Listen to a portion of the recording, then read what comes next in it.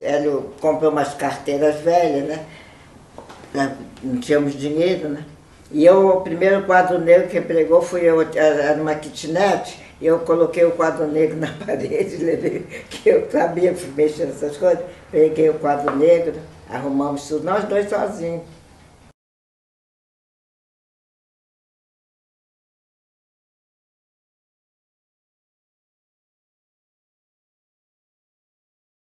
O diferencial da faixa, primeiro, a seriedade. Que o fundador da faixa é uma pessoa da área de educação há 60 anos. Há 60 anos eu sou educador. Eu não quero que nunca me considere empresário. Sou educador. No fim dos anos 50, mais da metade da população brasileira acima dos 15 anos de idade era analfabeta. A sala de aula era o ponto de partida para as mudanças desejadas. Foi montado pelo governo um time de educadores com nomes como os de Anísio Teixeira e Paulo Freire. A missão era valorizar a cultura popular e a construção de novos elementos culturais.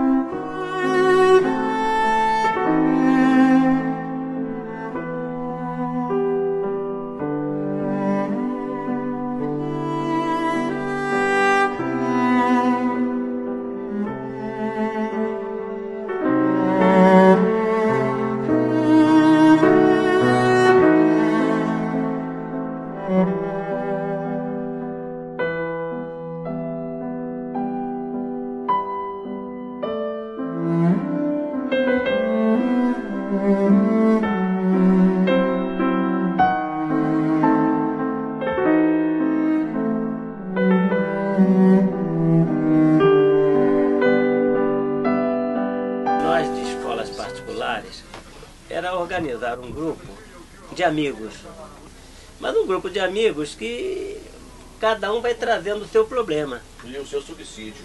A sua solução, aquilo tudo, e o grupo vai tentando solucionar aquilo tudo. Tem que ser, primeiro, laço de amizade, tem que haver uma afinidade entre a gente. Uma ajuda, uma coisa que... O negócio é ajudar.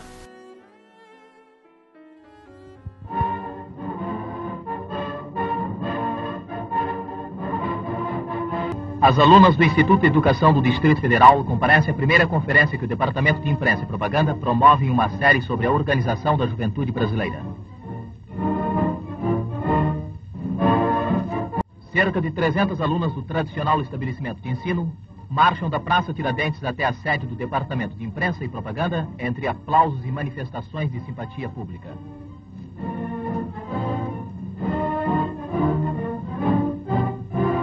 A mocidade, atendendo aos apelos do presidente Getúlio Vargas, está hoje, mais do que nunca, integrada nos destinos da pátria. Minhas senhoras e meus senhores, estamos em marcha para dias mais promissores.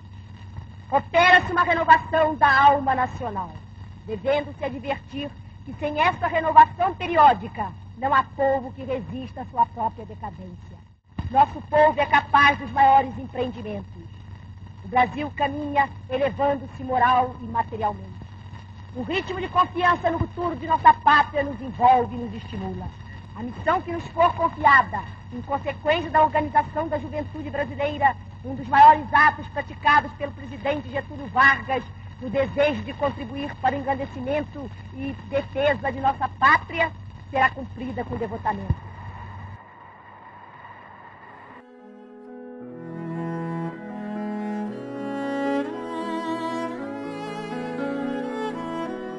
Eu nasci na Penha, em 1927, quando a Penha era um bairro ainda muito calmo, né?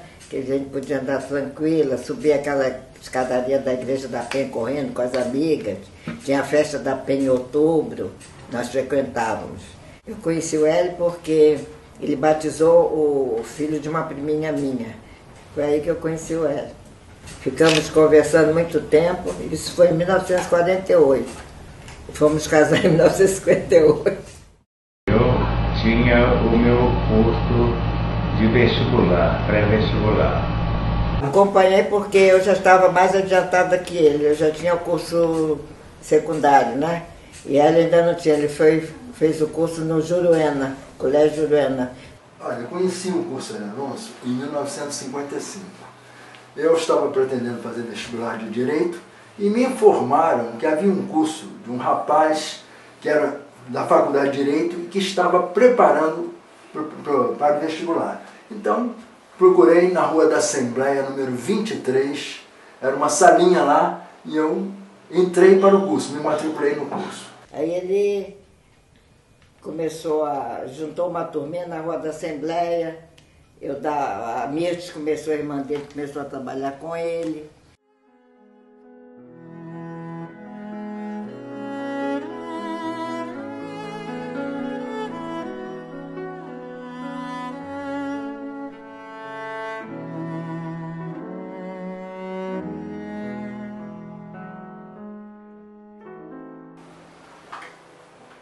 Eu comecei a trabalhar com ele em 1974, né? A administração dele era na Rua México, ele ficava no 2º andar, tinha o 7º andar, o 10º andar, mas eu sempre fui o administrador do Hélio, né? O Hélio era o cara que viajava muito, entregava a chave para mim, pedia para eu tocar a empresa dele, eu tocava a empresa dele. Ele entregava a chave e dizia o seguinte: olha, você toca aí. Inclusive, quando eu estiver aqui, se eu fizer alguma coisa, eu fechar algum negócio com alguém estiver errado, e você concordar, a culpa não é minha não, a culpa é tua. Você concordou, se você disser não, eu não faço. Né? E era assim mesmo que a coisa funcionava. Né? Eu estava vendo aqui na introdução, em que ele mesmo diz que ele não era um empresário, né? Ele era um professor, e um querido professor dos seus alunos e dos seus alunos que depois se transformaram em professores, né? E precisava de uma pessoa com uma visão empresarial, né? Com uma visão de mercado para trabalhar com ele, porque se o Hélio ficasse aí na época de matrícula, ninguém pagava a faculdade, porque ele dava bolsa para todo mundo, né?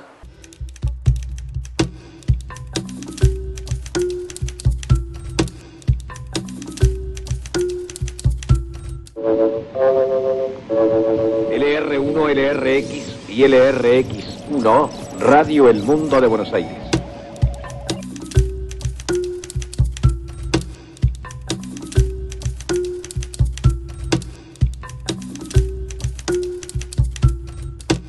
E eu tive a primeira impressão, foi que eu notei o Hélio como professor, uma pessoa diferente. Primeiro que o contato com ele não tinha assim aquela pose de professor como era naquele tempo a tradição. Ele tratava os alunos como pessoas iguais e dava a cada um atenção como se fosse uma pessoa só. Ele tratava cada um como um indivíduo. No período em que os militares estavam no poder, a educação passou por duas reformas. Em 68 nas universidades e em 71 no ensino básico, onde foram criadas disciplinas como o SPB, Organização Social Política Brasileira, e Educação Moral e Cívica. E ele dizia: vocês vão ter um curso que será um curso que é o colégio que vocês não tiveram e a faculdade que vocês não terão. Isso era no tempo ainda do curso de vestibular. Só que depois ele criou um colégio com aquele mesmo espírito e depois a faculdade. Ele então integrou em todos os ciclos do ensino a parte que ele sonhava, com o que ele sonhava. Nos anos 70, o eletrodoméstico mais consumido foi a televisão. Colorado colorido. Bons olhos o vejam. A TV vai ajudar a transformar os padrões de comportamento e da cultura de massa no Brasil.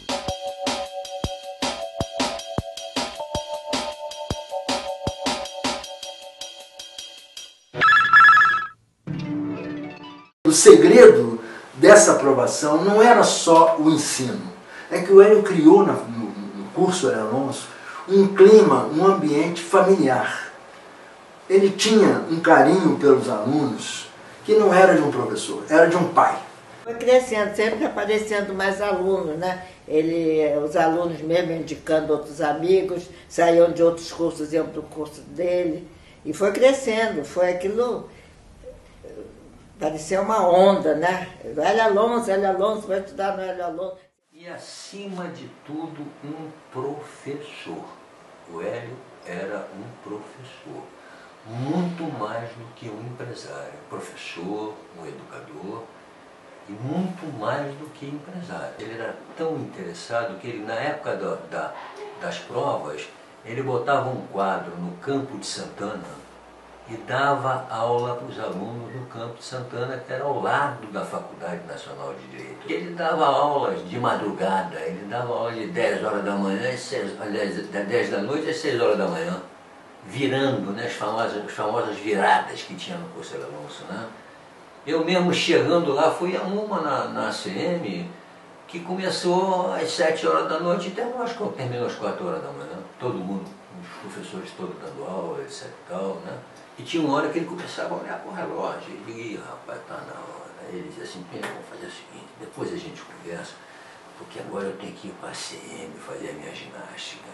Aquela ginástica para ele era religião, né? Então ele era de muito pouco falar, né? Ele era mais de ouvir, entendeu? Por isso a sabedoria dele, né? Porque ele era cultor daquela frase de que se falar fosse melhor do que ouvir, teria duas bocas e um ouvido, né?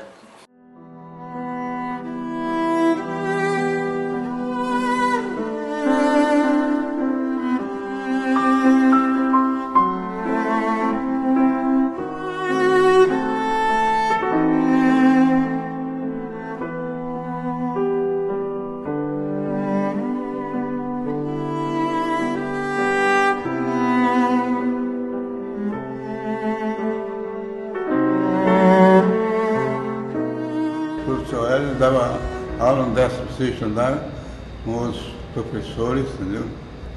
E depois no 2º andar.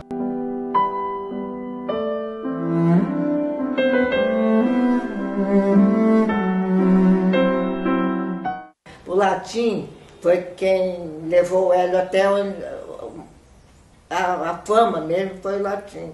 Ele fez curso de Direito e fez curso de Filosofia ao mesmo tempo.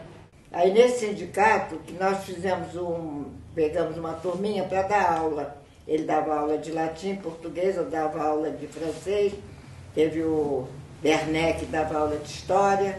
E os nomes dos professores, tudo gente conhecida, titulada, e naquele tempo não havia essa obrigatoriedade toda de ser doutor, nada disso. Felizmente, em vigorosa reação patriótica, o governo da República resolveu atacar firmemente o problema do analfabetismo no Brasil. No Ministério da Educação e Cultura foi criada a Campanha Nacional de Erradicação do Analfabetismo e convidado para dirigi-lo o educador João Roberto Moreira. Há atualmente no Brasil mais de 30 milhões de analfabetos. Em menos de 20 anos, a campanha, com a experiência adquirida em 3 municípios, espera reduzir a 0 este impressionante índice de analfabetismo.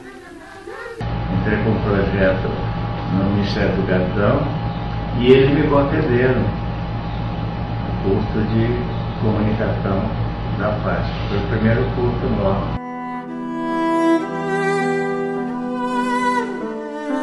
Quando eu cheguei, a faixa estava na primeira turma e ainda não tinha nenhuma sala de redação.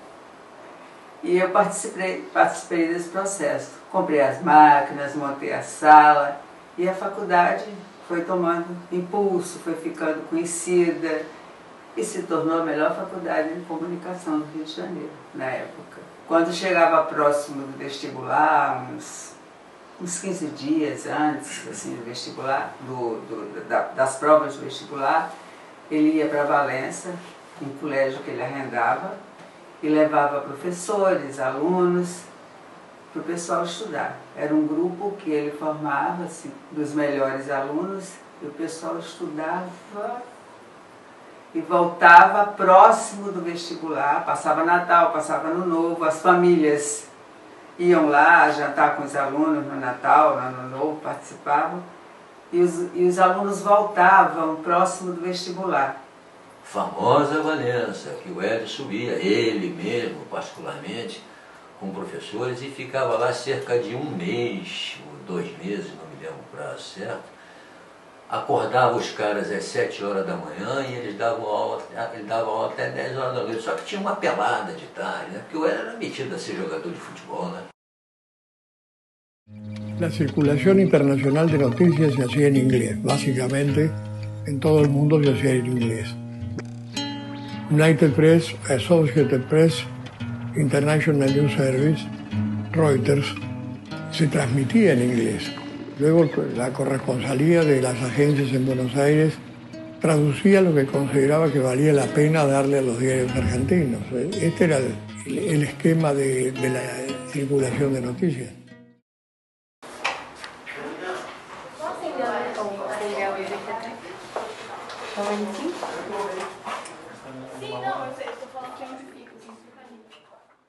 A faixa, ela criou uma revolução na área de comunicação, de ensino de comunicação privado no Brasil. A faixa foi a primeira faculdade de comunicação particular do Brasil que teve um estúdio de televisão importado dos Estados Unidos, comprado à Sony por $100 mil. E com esse estúdio a gente fazia mais adiante com uma coisa chamada AXA, que era a nossa área de comunicação, fazíamos clipes, né? A Xuxa, inclusive, gravou um clipe dela com a gente, e outros artistas. Ele se destacou muito porque ele se especializou para formar pessoas para entrarem no curso de Direito. Então a aprovação no curso de Direito era de 90% a 100%. Ele publicava o nome das pessoas no jornal, ele tinha um grande orgulho de publicar aqueles jornais com o nome das pessoas, os primeiros lugares. Então era um índice de aprovação muito alto por causa do latim, o português, que eram as disciplinas mais importantes. Eu me lembro que na época tinha o famoso cineclube da faixa, que funcionava depois das aulas, né? Com os filmes de Godard, os filmes de arte, que faziam o maior sucesso. Que inclusive Chácara, um ex-aluno da faixa, era quem comandava nesse período o cineclube. Tinha também o teatro, tinha o jornal, que na época era o Jornal com Tudo, tinha shows com pessoas famosas da arte, inclusive Hermeto Pascoal deu um show aqui, que num determinado momento, no auge da sua loucura, jogou o piano para cima. Um outro momento da faixa, nós tínhamos o 3º turno da faculdade. Quando as aulas terminavam, nós tínhamos aulas de câmera, de edição, de formação de atores, que era inclusive dirigido pelo Wolf Maia. Esse pessoal todo vindo da TV Globo. Que a faixa foi pioneira nesse sentido. E o êxito do curso começou nesse primeiro ano, em que o Hélio inscreveu 100 alunos para a UFRJ, a Faculdade Nacional de Direito, e conseguiu 92 de aprovação, 92 alunos aprovados. Foi o princípio do sucesso da organização. A partir daí, ele manteve durante muitos anos essa média de 90% de aprovação nos vestibulares. A censura atuava em todas as áreas da sociedade.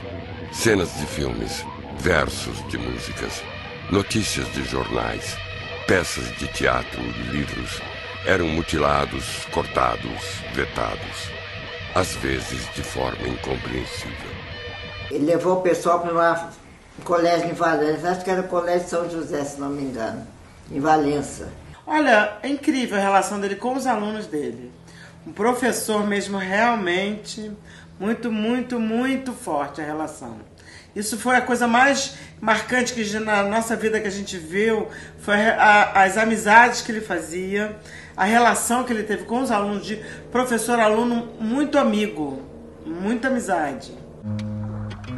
A comienzos de 1959, llamado por la Revolución Triunfante, crea la primera agencia latinoamericana de noticias que consigue inquietar a los monopolios informativos. En ocasión de que se fundara Prensa Latina, el poeta chileno Pablo Neruda dijo lo siguiente: monopolizar cobre es malo, monopolizar petróleo, café, barcos, trigo, peor, monopolizar noticias es crimen.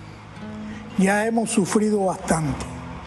Nos han informado la fuerza de la manera de vivir norteamericana. Queremos noticias del mundo entero, sobre todo de nuestros hermanos países de América.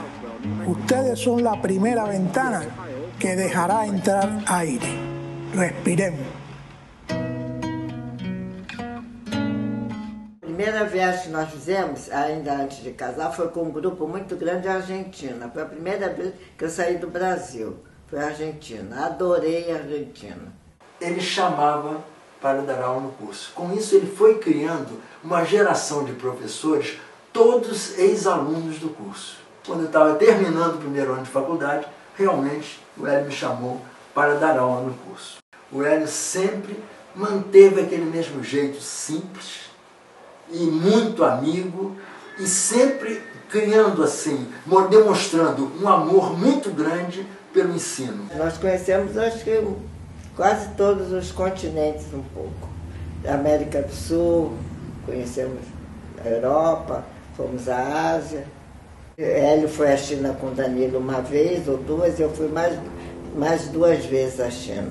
Eu acho que esse filme ele deve mostrar bem o processo de um educador. O que é um professor? Eu acho que cada vez mais a gente tem que valorizar o professor. Histórias como essa do professor Hélio, eu acho que elas são emblemáticas para que as pessoas entendam. Ali, né? Não, tá gravando. Não, então, podíamos fazer o seguinte, eu falava alguma coisa e você falava isso que você falou, sua voz aparecendo também. Nós temos aqui, tô com os primeiros esboços do livro que nós estamos produzindo, que ele já mais senhor, aquele jovem já com a beca de formatura, e a gente está fazendo um trabalho de pesquisa sobre a vida do professor Hélio, toda a contribuição que ele deu à educação. A primeira ideia era lançar 8 de setembro, que é o aniversário dele. Muita gente ajudando, colaborando, inclusive alunos e professores, que ele tinha a educação muito forte para ele, como uma condição de vida mesmo. Ele foi uma pessoa que teve uma doença e quis estudar, brigou com a doença para voltar para a escola. Ele teve um problema de saúde, assim, por volta de 17, 18 anos, que foi um pouco desenganado. Ele teve um problema grande e ficou...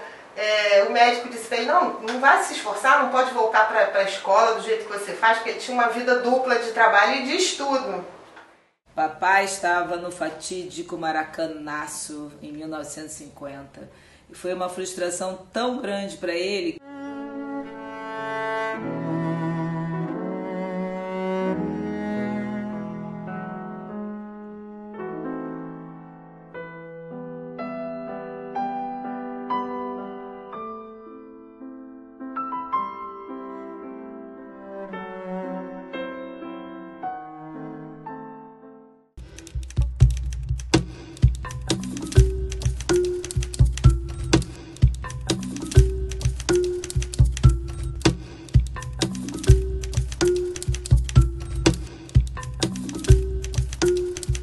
Na década de 70 acontece a explosão da comunicação de massa.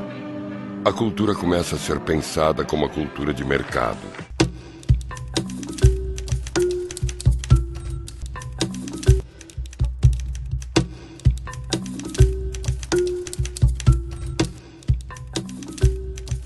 Terezinha!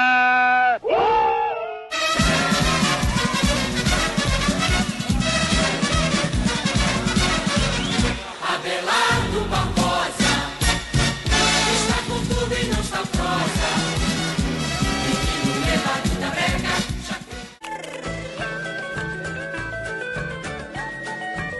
Tu acha que isso dá filme mesmo, Noilton?